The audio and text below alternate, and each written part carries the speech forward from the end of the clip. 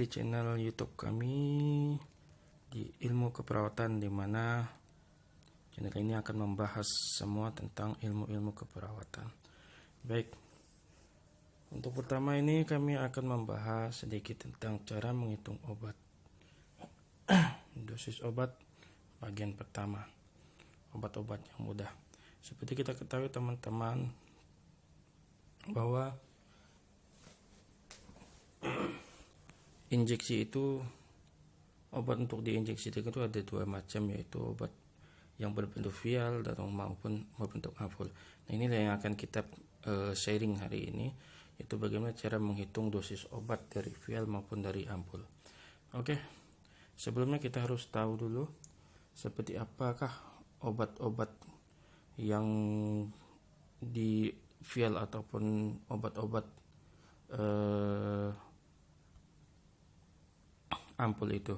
Nah, yang perlu teman-teman ketahui dari obat-obat ini adalah yang pertama, di setiap obat teman-teman harus mengecek. Kita harus mengecek nama obatnya sesuai dengan AFIS apa tidak. Terus dosis yang diminta. Di dosisnya 60 mg, berarti ini artinya di dalam 2 mili ada 60 mg. Sedangkan ini di dalam 30 mili ada 2 mg. Ada 30 mg, dalam 1 mili ada 30 mg. Nah, di sini isinya 2 mili. Sedangkan ini ada isinya 1 mili. Ya. Dan yang tidak perlu penting adalah tanggal kadaluarsa. Ini harus teman-teman ketahui. Jadi, adalah nama obat, miligramnya berapa, dan tanggal kadaluarsa, serta dia diberikan melalui apa, IM, IV atau yang lainnya. Di sini sudah tertera yang saya lingkari saat ini. Nah, ini adalah untuk IV, gitu teman-teman. Oke, ini juga ondansetron injeksi 4 mg dalam 2 mili, berarti 1 milinya sama dengan 2 mg. Nah, ini pantoprazol, ini lebih jelas teman-teman ya. Pantoprazol 40 mg dan vial, khusus untuk IV saja. Dan ini jangan lupa lihat tanggal kadaluarsanya. Itu. Nah, apa aja yang digunakan alat-alatnya? Sebenarnya ada swab alkohol, terus ada bisa menggunakan pengoplosnya dengan aquabides yang warna putih atau NaCl. Tapi kalau lebih aman semuanya digunakan dengan aquabides, karena tidak semua obat bisa dicampur dengan NaCl, karena dia sifatnya akan mengkristal. Itu membuat obat menjadi tidak bagus. Spade dari 10 cc, 5 cc, 3 cc, 1 cc. Nah, sekarang kita lihat rumus yang pertama ini untuk obat yang khusus diencerkan, dilarutkan atau dioplos. Jadi hanya obat-obatnya yang dioplos seperti pantoprazol, seperti ceftriaxone dan lain-lainnya ya. Rumusnya adalah pengencer dalam mili dikali dosis yang diminta. Ini ADVIS ya, dosis yang diminta itu ADVIS dokternya. Terus dibagi dengan sediaan obat, yaitu sediaan obat di dalam vial tersebut. Nah, kita contohkan di sini ada ceftriaxone. Ceftriaxone 250 mg, isinya adalah 1 gram. Dilarutkan dalam 10 cc NaCl. Nah, kita masukkan rumusnya, pengencer, dosis yang diminta, sediaan obat. Oke, pengencernya adalah 10 mg. Ini pengencernya 10 mg. Kita tulis 10 mg di rumusnya. Terus dosis yang diminta adalah 250 mg. Kita tulis dosisnya 250 gram. Langsung kita jumlahkan, hasilnya adalah 2500. Sedangkan isinya adalah 1 gram. Nah, ini harus dijadikan miligram dulu. Gram dengan miligram dikali dengan 1000. Jadi 1 gram sama dengan 1000 mg. Tinggal dibagi 2500 dibagi 1000 sama dengan 2,5 mili atau 25 cc. Ini yang dikasihkan kepada pasiennya 2,5 cc. Yang kedua saya contohkan adalah pantoprazol 10 mg isi 4 mg dilarutkan dalam 10 cc. Nah, sama 10 ml di larutannya, 10 mg itu adalah dosisnya yang diminta, terus dibagikan dengan isi keseluruhan obat tersebut yaitu 40 mg. Hasilnya adalah 2,5 mili atau 2,5 cc. Sekarang rumus kedua. Nah, rumus kedua ini khusus untuk obat-obatan yang tidak diencerkan atau yang tidak dilarutkan. Bisa kita ambil contohnya adalah ondansetron, ketorolac, ranitidin, dan lain-lainnya. Nah, teman-teman bisa lihat ini kita contohnya ada ondansetron 4 mg dalam 2 mili, dosis 0,5 mg. Ondansetron sedianya adalah 40 mg, sedangkan total netonya adalah 2 mili.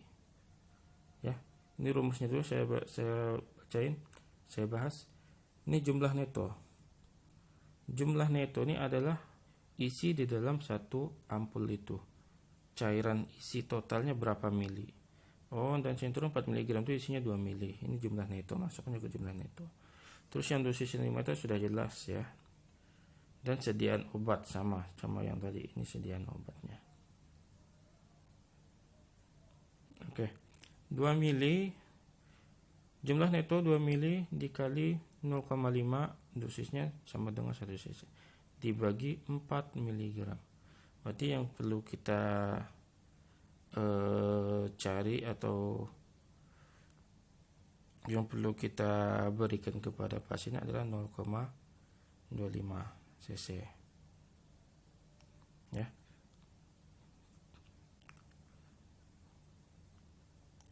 Nah, contoh yang kedua adalah MGS4 4 gram. Sediaan 400 mg per mili, isi 25. Oke. Kita lihat netonya berapa? Netonya 25 mili. Kita catat 25 mili dikali 4000 mg. Nah, jadi semuanya di sini dimintanya 4 gram, jadi dijadikan dulu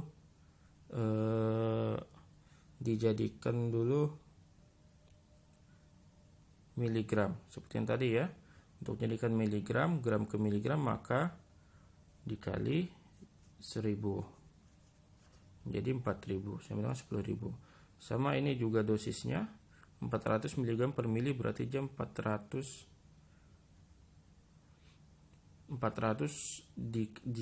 ini sudah 4 mg ya. Jadi 400 mg ini tinggal dikalikan 25 sehingga dapat total keseluruhan dalam 25 mili itu adalah 1000 mg. Ya, karena ini 400 mg per 1 mili. Jika 25 tinggal dikali 25 aja. Nah, hasilnya 10 mg per cc gitu. Sebenarnya teman-teman ini ada cara yang kedua rumus, tapi ini bukan sebuah rumus ya, ini hanya hitung-hitungan cepat saja. Cara gampangnya saya contohkan antibiotik Septri.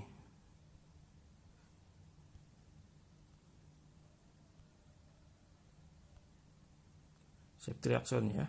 Saya contohkan antibiotik Ceftriaxone. Septri 1 gram dioplos 10 cc. Permintaannya 300 mg. Nah, rumusnya adalah, cara yang pertama adalah kita harus membuat atau membagi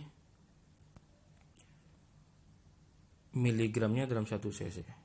Nih, 1 gram sama dengan 10 cc. Kita bagi 1 gram dibagi 10, atau 1000 dibagi 10 sama dengan 100. Berarti 1 cc sama dengan 100 mg. Nah, kalau dia minta 300 cc, teman-teman tinggal tambahkan 2 cc sama dengan 200. 3 cc 300. Jadi jawabannya adalah 3 cc yang perlu kita bayarkan. Ini hitung-hitungan tanpa rumus, tapi alangkah lebih baiknya teman-teman tetap menggunakan rumus untuk biar tidak terjadi kesalahan. Kalau lebih mudah dan hal-hal seperti ini bisa dilakukan secara cepat seperti ini, tapi kalau sudah hitungannya koma itu lebih baik menggunakan rumus biar lebih baik lagi. Oke teman-teman, itu aja pembahasan kita hari ini. Untuk konten kami selanjutnya, kami akan membahas tentang obat-obatan, masih membahas tentang pengenceran obat, tapi di sini kita akan mengencerkan obat-obat untuk kardiovaskular, yaitu seperti dobutamin, vertipin, NTG maupun dopamin. Jangan lupa like, komen, dan subscribe agar konten kami tetap berlanjut. Dan teman-teman yang ingin request materi apa, silahkan komen di bawah ya. Sampai jumpa.